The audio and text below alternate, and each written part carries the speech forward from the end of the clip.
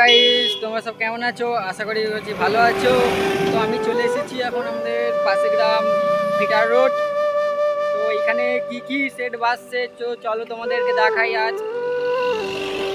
বন্ধুরা, সামনেই বাজছে দেবতা সাউন্ড।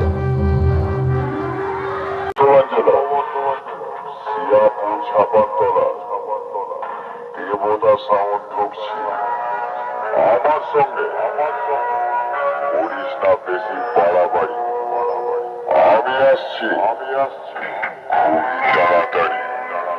আর তোদের সবাইকে হারিয়ে জুতোর মালা পরিয়ে হাতে পরাবো কাঠের চুড়ি। নাম কেমন রাখিস? দেবতা সাউন্ড।